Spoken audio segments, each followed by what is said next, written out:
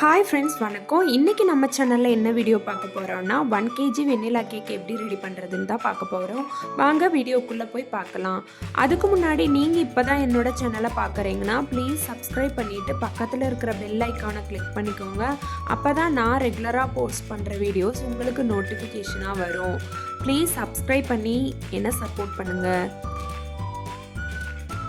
Cake ready பண்ணுறதுக்கு first ஒரு dinner ready பண்ணிக்கலாம். டின்னில் ஆயில் இல்லைன்னா கீ தடவிட்டு ஒரு பட்டர் ஷீட் போட்டு எடுத்து வச்சுக்கலாம்.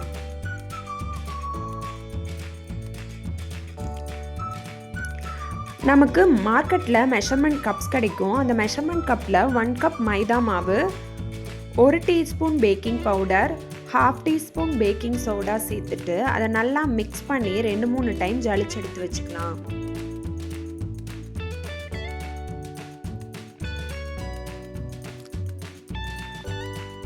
இதுக்கு அடுத்த ப்ராசஸாக ஓவனை ப்ரீஹீட் பண்ணுறதுக்கு 180 டிகிரியில் பேக் மோடில் 10 மினிட்ஸ் ப்ரீஹீட் பண்ணிக்கலாம். அதுக்கப்புறமா ட்ரையான பவுல் எடுத்துக்கோங்க. அந்த பவுலில் 4 முட்டையை உடச்சி ஊற்றிக்கோங்க.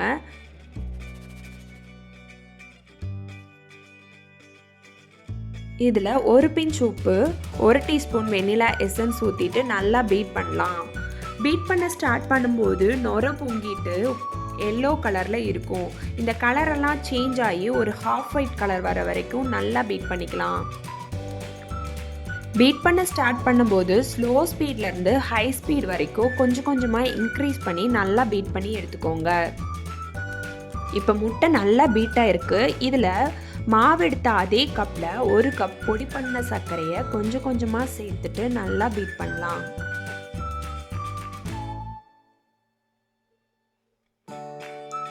முட்டை பொங்கி நல்லா வந்ததுக்கப்புறமா அதில் 1/4 கப் ஆயிலை ஊற்றிட்டு ஸ்லோ ஸ்பீடில் மிக்ஸ் மட்டும் பண்ணி எடுத்துக்கலாம்.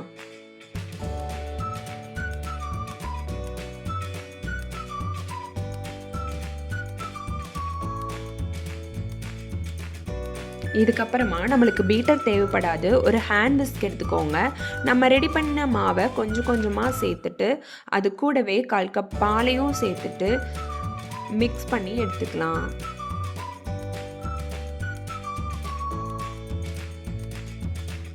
மாவை மிக்ஸ் பண்ணும்போது ஸ்லோவாக மிக்ஸ் பண்ணிக்கோங்க. ரொம்ப அழுத்தம் கொடுத்து மிக்ஸ் பண்ணாதீங்க. கேக் பேக் ஆகி கிடைக்கும்போது ரொம்ப ஹார்டாக இருக்கும்.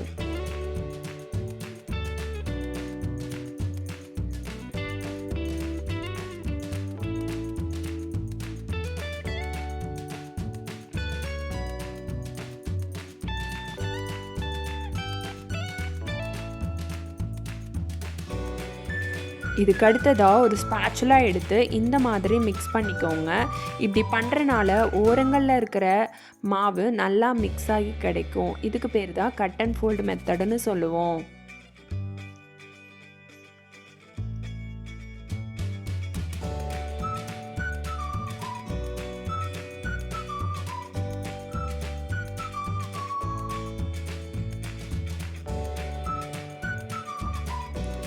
இப்போ மாவு நல்லா ப்ராப்பராக மிக்ஸ் ஆகி கிடச்சிருக்கு.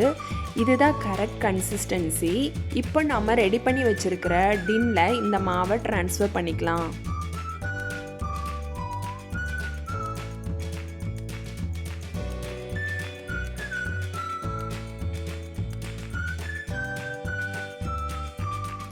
மாவை டின்னில் ட்ரான்ஸ்ஃபர் பண்ணதுக்கப்புறமா இந்த மாதிரி டேப் பண்ணி எடுத்துக்கோங்க. ஏர் பபிள்ஸ் இருந்துச்சுன்னா ரிலீஸ் ஆகி கிடைக்கும். இந்த மாவை ப்ரீஹீட் பண்ண ஓவனில் 40 to 45 மினிட்ஸ் பேக் பண்ணி எடுத்திங்கன்னா உங்களுக்கும் இதே மாதிரி சாஃப்டான கேக் ரெடி ஆகிடும்.